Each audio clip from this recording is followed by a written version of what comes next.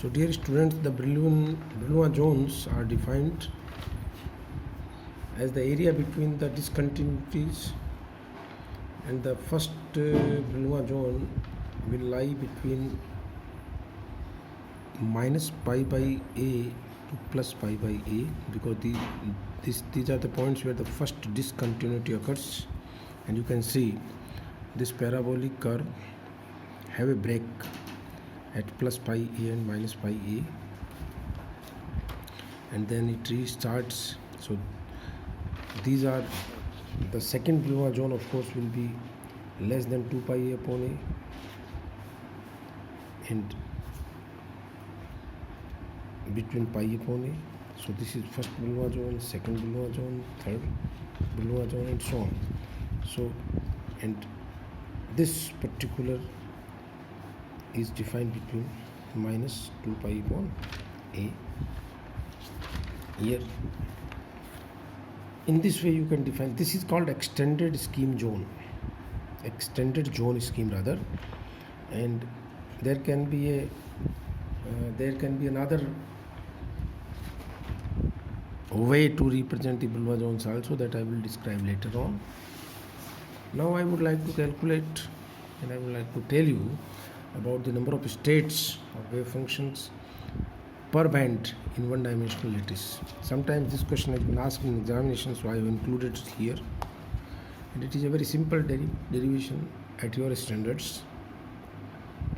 That let us consider a one-dimensional lattice having n lattice points. If the distance between lattice points is small a, as we have understood earlier, the total length of the crystal will be Na, and for a linear condition, the wave function must be periodic with periodicity L. So psi x plus L must be equal to psi x, and according to the Bloch theorem, we all know psi x must be of the type ukx e to the power iota kx, where uk has a periodicity such that psi x plus L becomes uk plus L e to the power iota k into x plus L, and from this equation this is equal to psi x, so you will get ux plus L e to the power iota x plus L equal to ukx e to the power iota. Just equate these two, and then you will find that according to the Bloch theorem, these two quantities are also equal. So e to the power iota kx into e to the power iota kl must be equal to e to the power iota kx. So e to the power iota kl will be 1, and e to the power iota kl 1 means L is, e to the power iota kl must be equal to 1.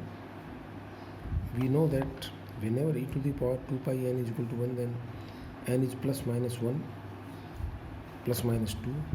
So kl must be equal to 2 pi n, and k must be equal to 2 pi n upon L. So n will be equal to kl by 2 pi. Hence the number of possible wave functions or states in a very small interval dk shall become dn equals to L upon 2 pi into dk. And in the first Brillouin zone, the number of states will be obtained by integrating this from minus pi by a to plus pi by a, and I shall get the integration of L upon 2 pi into dk, that will be L upon 2 pi, and so on. Excuse me. So in the first Brillouin zone, the number of states, electronic state, the number of electrons are 2n. So I will get n equals to n. So as many number of atoms we have considered, the same will be the number of states.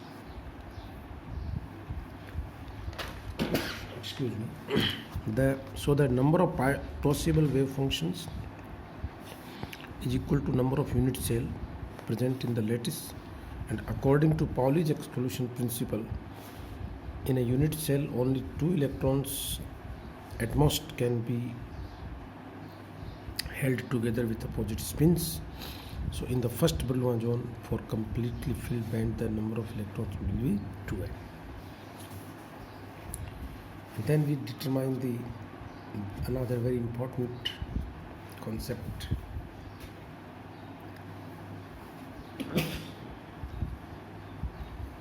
that is effective mass of electron.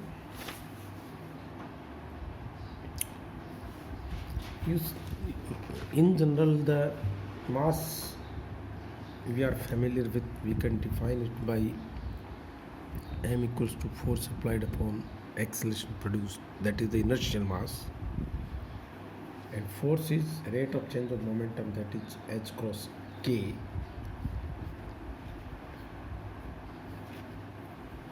Near the zone boundaries, that the Brillouin zone boundaries, the value of the mass seems to be changing for the electron, and that is called its effective mass. So velocity of block electron we know by this formula. Excuse me. This is according to the quantum mechanics. The velocity of block electron is equal to the group velocity, and group velocity is defined as d omega by dk. And if I put omega equals to E by h cross, it will be 1 upon h cross d by dk. And since we know E equals to h cross square k square by 2m, we defined it earlier today, d by dk will be 2h cross square k upon 2m. So 2 will cancel with 2. You can see I differentiate E with respect to k, I shall get h cross square upon 2m, and the differentiation of k square will be 2k. So that will be h cross square k by m, and velocity v will be equal to 1 upon h cross square k by m, that is h cross k by m. And then h cross k is the momentum, so p by m, and it is a very simple classical result. So in the case of free electron, the velocity of block electron is proportional to its momentum. It is a very simple statement. But when electron moves in the crystal, then energy E does not change as E proportional to k square, and instead it change at first Brillouin zone. We have already seen that it is having discontinuities at k equals to plus minus pi by a.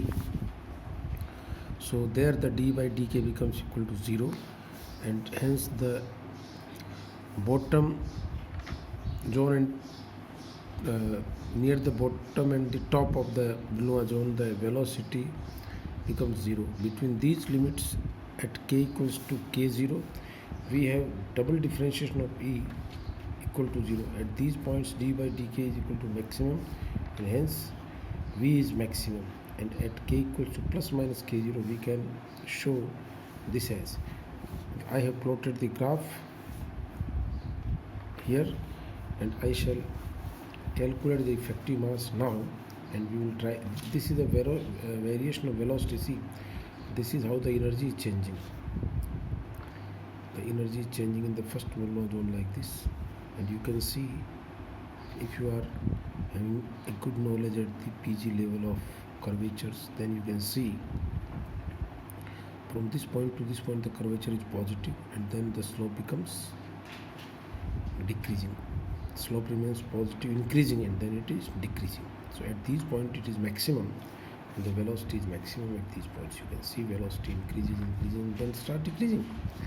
This is how you can understand the variation. Thank you.